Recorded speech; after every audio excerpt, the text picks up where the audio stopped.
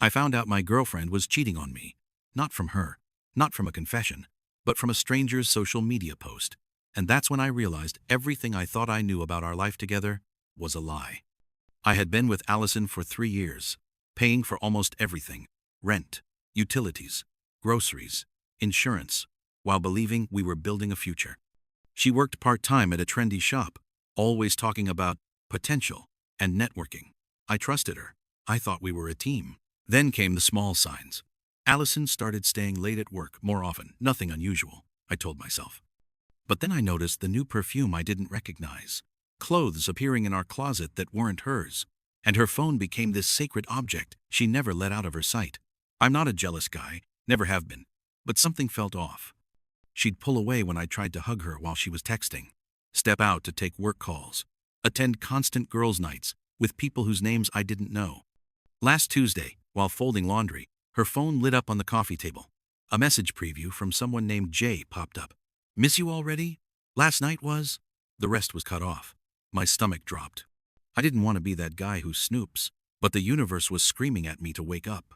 When she got home that night, I confronted her. She was in the kitchen, blending a smoothie like nothing was wrong. "Who's Jay?"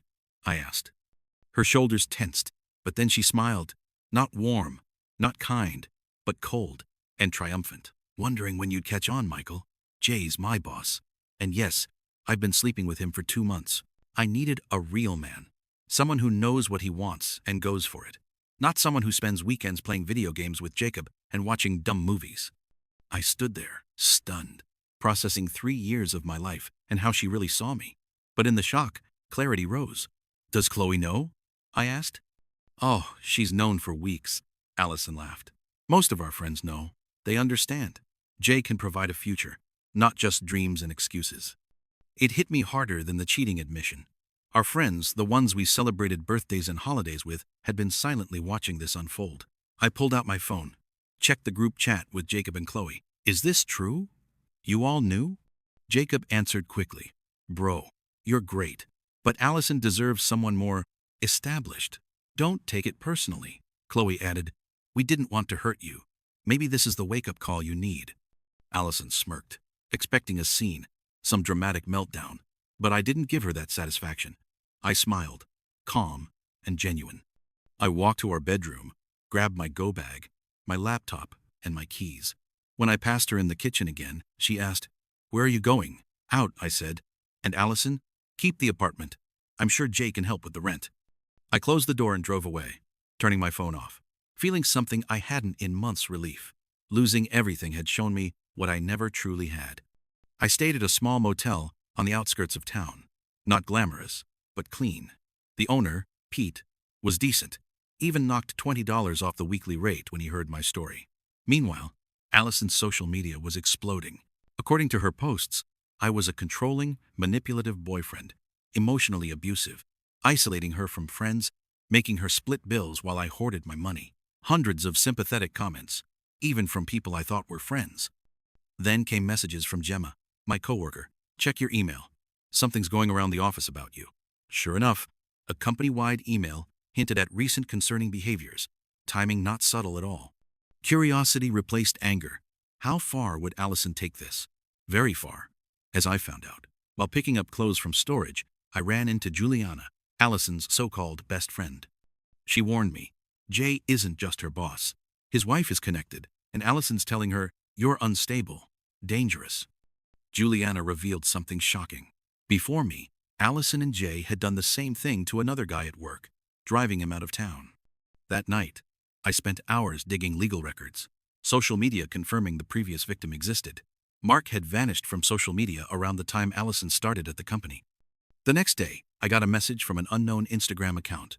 Profile picture: a woman in her 40s, elegant, wearing jewelry. "I believe we need to talk about my husband and your girlfriend. Coffee tomorrow? Mrs. J." Mrs. J had been documenting Allison and Jay's pattern of manipulation for months, even years. The annual company party became the stage for exposure. I arrived late, dressed sharp. The looks on their faces were priceless. Allison nearly dropped her drink. Jay went pale. Chloe confronted her. Gemma presented evidence. And Mrs. J displayed everything: screenshots, recordings, texts, and security footage. Jacob, who had been filming, captured Allison's total meltdown. Divorce papers were handed over. The truth unfolded like dominoes. By midnight, the party was over. Allison stormed out, mascara streaked. Jay locked in his office. Friends who had believed her couldn't meet my gaze. Mrs. Jay caught my arm. Thank you for being the one who didn't run. Days later, Mark returned, armed with evidence, filing a lawsuit. Other former employees came forward. The avalanche of exposure was unstoppable. Allison tried to claim victimhood, but Juliana posted the truth: private chats, conquests, and plans to ruin reputations. Even when Allison confronted me at the motel, trying to threaten with a manila envelope full of dirt, I laughed. I photographed every page, handed it back, and told her, "Release whatever you want. Look where your schemes got you." She tore it up, furious. Mrs. Jay's divorce was finalized. She got everything. Jay's career and reputation destroyed. Allison moved back with her parents. Friends who sided with her faced consequences. Me? I signed a lease on a new apartment, got a promotion, and started seeing someone new. The best revenge isn't plotting. It's living well and letting people destroy themselves. Watching the web of lies collapse? Absolutely satisfying. Karma doesn't need our help. Sometimes you just need to step back and let people show their true colors.